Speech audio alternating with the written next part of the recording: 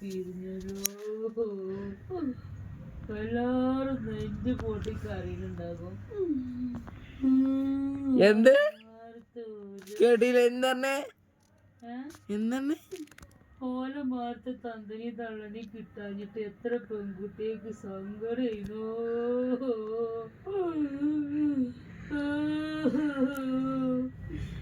ഓന് മാരുന്ന പെണ്ണുങ്ങളെ കിട്ടാഞ്ഞിട്ടുള്ള ചെക്കന്മാർക്കുള്ള പോരി വന്നിരുന്നോ. നിങ്ങളെന്തിനാ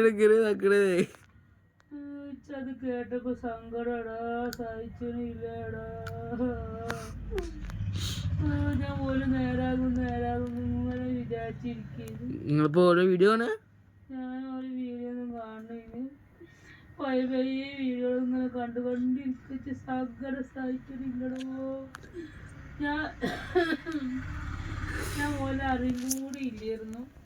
ആ സെബിമേമയാണ് എൻ്റെ ഓർമ്മ പാടി അങ്ങനെ പറഞ്ഞ് സെബിമേമയാണ് ഓരോ കാട്ടി തന്നത്. പോലെ വിവരം അറിഞ്ഞിട്ട് സമാധാനം ഇല്ലടോ.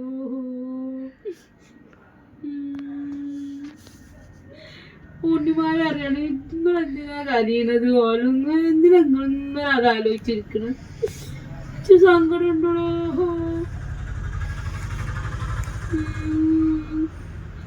ഇപ്പൊ പ്രവീൺ എവിടെയാണോ ആവോ, പ്രണവ് എവിടെയാണോ ആവോ, പോലെ കൊളിച്ചോടി ഇത്ര. ഞാൻ ഇന്നലെ ഇങ്ങോട്ട് പറഞ്ഞിട്ട് പോട്ടാ, ഞാൻ വെറുതെ കേട്ടോ. ഒക്കെ വെട്ടിക്കണോ വെട്ടിക്കണോട്ടാ. ഉറക്കം വന്നിട്ടില്ല അറിയോ കേട്ടിട്ടാ. ഞാൻ ഇന്നലെ ആ വീഡിയോ കണ്ടപ്പോ ഞാൻ തയ്ച്ചു പോയി പ്രവീണിന്റെ. പക്ഷെ ഞാനും അങ്ങനെ അനുഭവിച്ചതാണ്. ഒരു പെരീന്ന് ഇറക്കി വിടുന്ന വേദന ഞാനും അനുഭവിച്ചതാണ്. സങ്കടം വരുന്നുണ്ട്.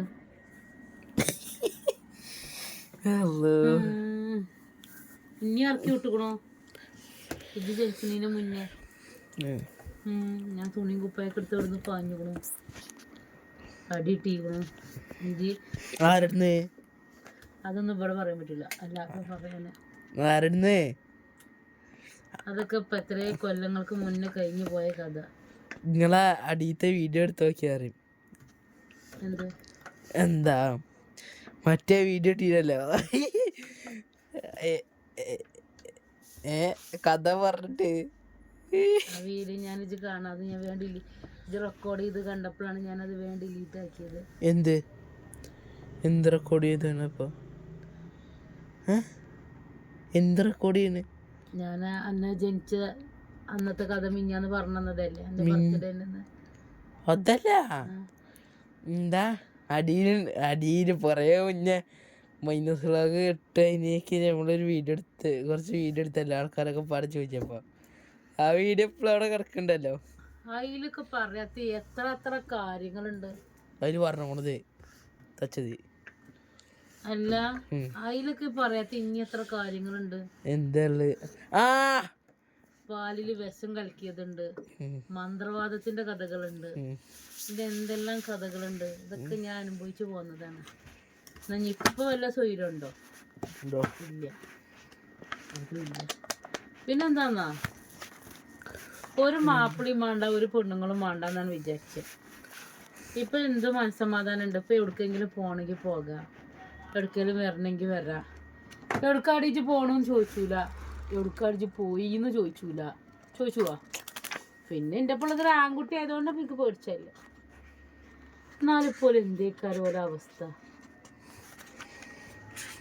ഇന്നലെ നൗഫലിനെ കുറേ ചീത്ത പറഞ്ഞു. ഇജ്ജെന്തിനാ ഓൾക്ക് അങ്ങനെ ആയിട്ട് ഇജ്ജെന്തിനാ ഇടങ്ങാറാണ്? എന്നാലും നമ്മൾ കുറേ പോലെ വീഡിയോസ് കണ്ടതല്ലേ. പിന്നെ അതല്ല, ആ അവസ്ഥയിലൂടെ അങ്ങനെ കടന്നു പോയ ആൾക്കാർക്ക് അതിൻ്റെ വേദനകൾ അറിയും. അപ്പൊ ഞാൻ ആ അവസ്ഥയിൽ കൂടി ഞാൻ കടന്നു പോയിട്ടുണ്ട്.